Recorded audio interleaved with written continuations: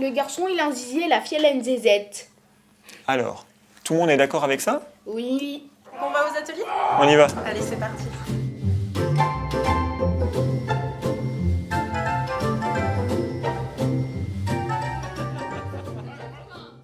Par exemple, si on est bébé, c'est les parents qui nous lavent, les adultes. Mais si on est grand, on se lave tout seul. Bah moi je le sais maintenant, ma mère m'a appris. C'est bien. Moi aussi. Moi aussi. Donc les parties intimes, c'est pas sale. D'accord? Oui. Quelqu'un qui Ils prend une sont douche, propres. si quelqu'un qui prend une douche tous les jours, bah, ses parties intimes, elles sont pas sales. On parle pas de sexualité aux enfants. On parle de vie affective et sexuelle. C'est pas la même chose, parce que dans la bouche des gens, sexualité, c'est le rapport sexuel. Un enfant, il faut le laisser se développer.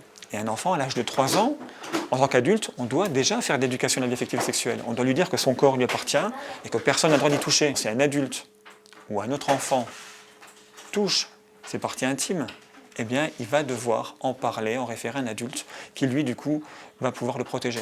Son corps, il va changer aussi. Alors, chez la fille, qu'est-ce qui va changer sur son corps? On leur parle du corps. Mon corps, comment il est fait? Mon corps, comment il fonctionne? Mon corps, est-ce que j'ai le droit de le montrer? Est-ce que je dois le cacher? Est-ce que je peux toucher le corps de l'autre? Les accompagner dans ce développement psychoaffectif et sexuel. La dernière fois, on s'était tous vus ensemble et là, aujourd'hui, on va faire un groupe filles et un groupe garçons.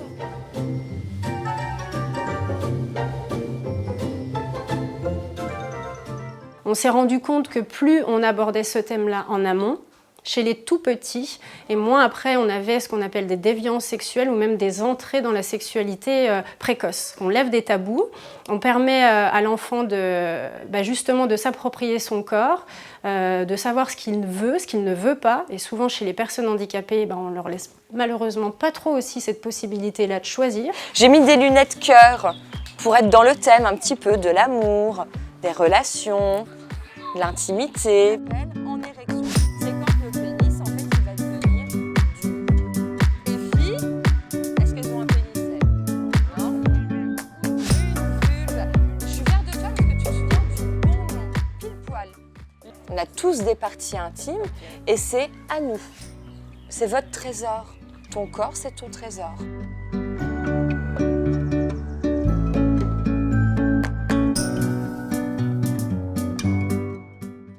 Sera-t-elle capable de vivre en couple? Comment va-t-elle vivre une éventuelle sexualité? Et ce sont des sujets qui sont pas très faciles à aborder avec ses enfants, même s'ils n'ont pas de difficultés, et encore plus avec les enfants quand ils ont un certain handicap. Et c'est vrai aussi que les occasions de rencontre sont pas énormes pour les jeunes qui sont en situation de handicap, en tout cas pour ma fille. Un des points qui serait important, ça serait en effet que les jeunes aient des armes et des informations soient bien formées pour faire face aux relations qu'ils risquent d'avoir, parce que ce sont des personnes qui peuvent être un peu en difficulté sur les relations sociales aussi, pas toujours très bien comprendre quelles sont les intentions de la personne qui est en face.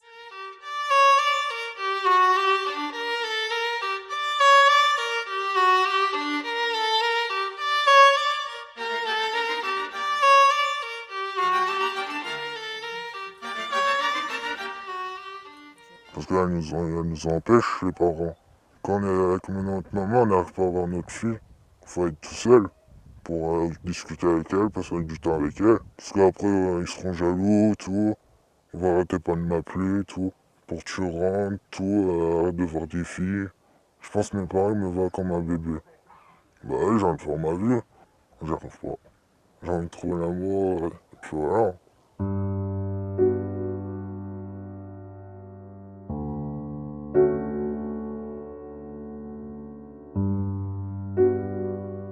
Le sexe, il est tabou partout.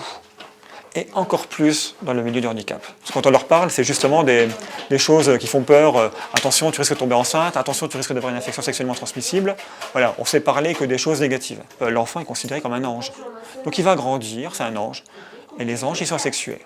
Donc du coup, on ne va pas le protéger, on ne va pas l'informer. Alors que le problème, c'est que ne pas en parler, c'est le rendre encore plus vulnérable aux autres et potentiellement le rendre auteur de violences sexuelles.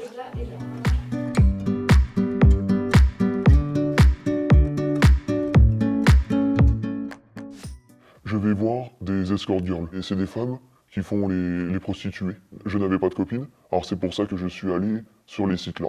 Ah bah j'étais en manque de sexe et c'est pour ça que je suis allé voir des essordières là Nancy pour faire l'amour avec. J'y suis allé tout seul et j'en ai pas parlé du tout à mes parents ni à mes amis. Elles étaient polies, gentilles, respectueuses. Elles m'ont dit que je vais peut-être réussir à trouver une fille plus tard et que j'étais encore jeune et que j'avais encore le temps. Je ne pense pas qu'on peut être heureux dans la vie sans faire de sexe. J'aimerais bien avoir une copine et une femme normale. Si un jour j'arrive à en trouver, puis comme ça j'arrêterai d'aller voir les essordières. Mes amis ont dit ça, ils veulent pas y aller parce qu'ils ont dit que c'était trop cher.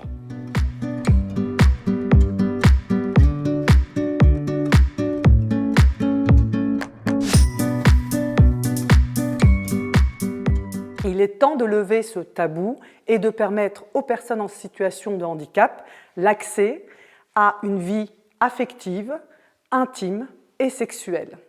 Là, aujourd'hui, il y a des accompagnateurs de personnes en situation de handicap sur le volet sexuel et sensuel qui ne sont pas forcément justement des prostituées, mais qui se considèrent comme des professionnels de l'accompagnement. Notre ambition est de contribuer à une prise de conscience et à une adaptation du droit. Nous allons travailler avec les professionnels, avec les associations, dont l'AEIM.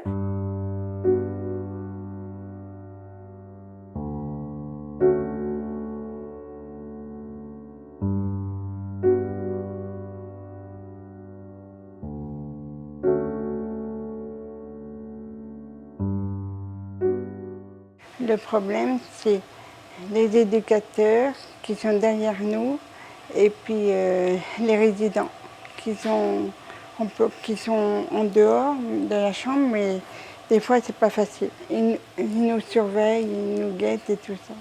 Donc, on se sent gênés, tous les deux. Nous avons besoin d'intimité. C'est pour ça que j'ai envie de vivre avec lui, dans un appartement.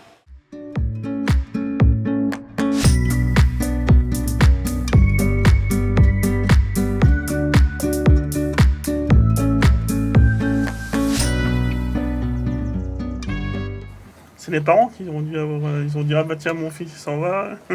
C'est vrai que c'est les parents. Il n'a pas voulu, hein. Il fait non tu restes là. C'est vrai. Non. Ouais, il a versé sa larme quand il nous a déménagé. Hein. Nous ça fait 2 ans qu'on essaye donc d'avoir un enfant et j'aimerais bien donner à ma femme le plaisir d'avoir un enfant, qu'on puisse l'élever à deux, qu'on puisse lui donner son amour et tout ce qui va aux alentours avec, et de l'éducation aussi. L'amour ça vient comme ça, c'est un flash. Moi, je sais que c'était un clin d'œil, je veux dire, je l'ai senti tout de suite que c'était la bonne. Comparé, je suis sorti avec d'autres filles, mais il n'y a qu'avec elle que j'ai fait... mon premier amour, c'était elle, quoi. Elle venait tous les 15 jours à la maison pour l'apprendre, parce qu'elle était sur tutelle. Et puis après, hop, voilà, le jeu, ça a dit, d'accord, vous habitez ensemble. Et puis voilà, elle quittait sa maman.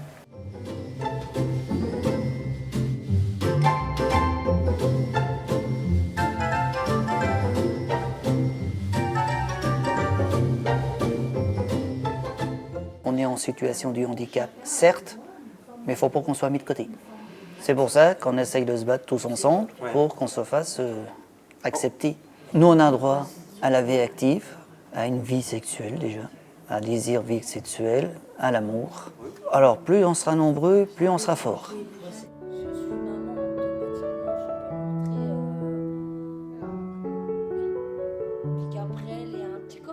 Oui, je suis très fière d'elle. Je suis très fière de l'avoir épanouie, d'aller d'au-delà de ce que moi, j'ai pas été. Ma vie à moi,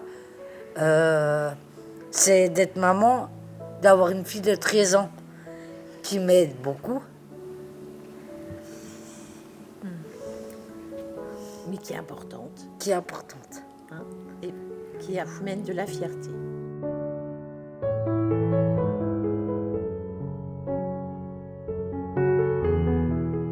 Parler de la sexualité comme on parlerait d'autres choses, en fait, que ça devienne un apprentissage comme on apprend la propreté à un jeune enfant, que ça ne devienne plus tabou comme ça l'est. J'ai envie de dire qu'il faut se battre pour l'amour et il faut oser, il faut en parler autour de plusieurs personnes.